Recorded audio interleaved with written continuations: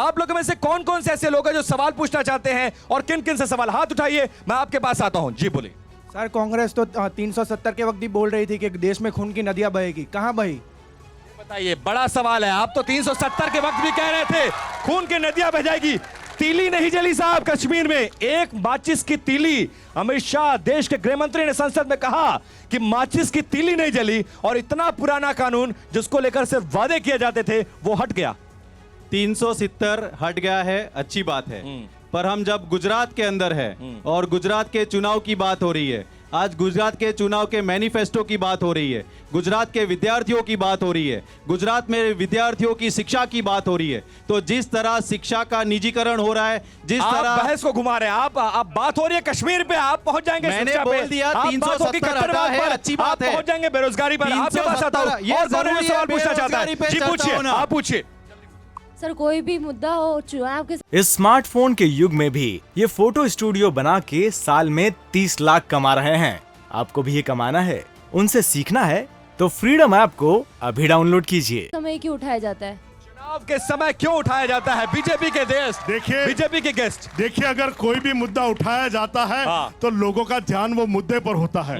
और भारतीय जनता पार्टी का कर्तव्य है कि देश में सुख शांति बनी रहे। हम लोगों को चाहिए क्या? अगर आप युवा सब इस देश का भविष्य है, अगर आपको आगे बढ़ना है तो आपको चाहिए क्या? मन का सुकून चाहिए, और वो सुकून आपको भारतीय जनता पार्टी ने दिया है। तो मैं कहता हूं कि चुनावी मुद्दा नहीं है, क्योंकि देश की सुरक्षा से जुड़ा हुआ मुद्दा। अच्छा, मैं आप सभी लोगों से एक बार मैं पूछना चाहता हूं, क्या आतंकवाद को लेकर नए कानून बनाए जाने की जरूरत है या नहीं है?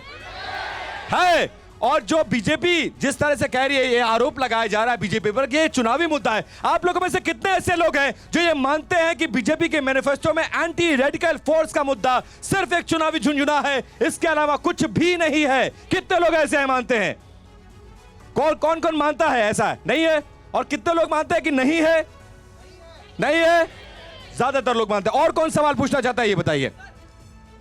सर, एंटी रेडिकलाइजेशन फोर्स जो बन रही है, उसे हेड कोई पॉलिटिकल लीडर करने वाला है या फिर कोई एग्जीक्यूटिव? सरकार करती है, वो पॉलिटिकल पार्टी का वादा जरूर है, लेकिन सरकार बनने पर ऐसा किया जाएगा, ये वादा किया गया है। आप क्या कहना चाहते हैं? तो सर, अगर ये सरकार का ये है तो क्या ये इंडिपेंडेंटली काम कर पाएगी या ब्यूरोक्रेसी में फंस के रह जाएगी? देखिए, ये द्विवेदी साहब, मैं सर आपके पास आऊंगा। बताओ राजनीतिक विश्लेषक, जल्दी से अपना रिमार्क दीजिए। जिस तरह से बीजेपी ने वादा किया, कांग्रेस सवाल उठा रही है और जनता कहीं ना कहीं कांग्रेस की इस बात से डिफर करती है अपने आप को। आपको क्या लगता है, जरूरत है इस बात की?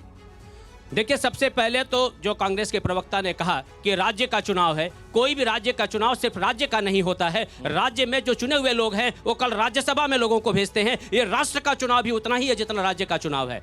पॉइंट नंबर 2, जहां तक ब्यूरोक्रेसी की बात, जैसा इस विद्यार्थी ने सवाल पूछा, ब्यूरोक्रेसी में कहीं फंस के ना रह जाए। मेरा ऐसा मानना है कि सिस्टम इंडिपेंडेंट होता है, उसमें ब्यूरोक्रेट्स काम करते हैं, उसमें वो सरकार के नौकरशाह काम करते हैं जो पूरे सिस्टम को रन करते हैं। वहां पे पॉलिटिकल इंटरफियरेंस बहुत कम होता है। मेरा ऐसा मानना इस तरह के और कौन है जो सवाल पूछना चाहता है? लोगों के फेवर में है। पहुंच, आपको रोकना चाहूंगा, जल्दी पूछे। सर, मेरा सवाल बीजेपी से है। बीजेपी हमेशा कहती है कि सबका साथ सबका विकास, लेकिन 182 असेंबली सीट्स में एक भी मुस्लिम कैंडिडेट क्यों नहीं है? मुस्लिम कैंडिडेट क्यों नहीं है? आपसे बार बार ये सवाल पूछा जाता है। अगर सबका साथ है और सबका विकास है तो 182 में क्या एक भी आदमी ऐसे आपको नहीं मिला जो टिकट पाने की काबिलियत रखता हो? देखिए, कहीं सारे नेता हमारे भारतीय जनता पार्टी में जो मुस्लिम भी है, और सबका साथ सबका विकास हमारा नारा है। आज हम देख रहे हैं कि इस यूनिवर्सिटी में हम सब साथ पढ़ रहे हैं, सबका साथ में विकास हो रहा है। तो ऐसी नहीं, कोई आप बात नहीं को घुमाइए नहीं। ये बताइए, मुस्लिम कैंडिडेट क्यों नहीं दिया, ये बताइए। सीधा सवाल आप बताइए, सीधा सवाल है। राजनीति का ऊपर का प्रश्न है। आप अच्छा परफॉर्मेंस दिखाइए और आप उम्मीदवार बन जाइए। अच्छा परफॉर्मेंस वाले एक भी नहीं है क्या? ये बताइए कि पूरे गुजरात में क्या बीजेपी को एक भी ऐसा कैंडिडेट नहीं मिला जो काबिलियत रखता हो? आप लोगों को क्या लगता है? साइलेंस। ये बताइए, नहीं है बीजेपी के पास या गुजरात में नहीं है? सर, ऐसा कुछ नहीं है, बट मेरा सवाल कुछ और है बीजेपी से। बोलिए। यूएपी, आप यूएपी है तो आपको पता है, उसके तहत 2018 से 2020 तक 4960 केसेस में अरेस्ट हुए लोग, उसमें से सिर्फ कन्विक्ट हुए 149।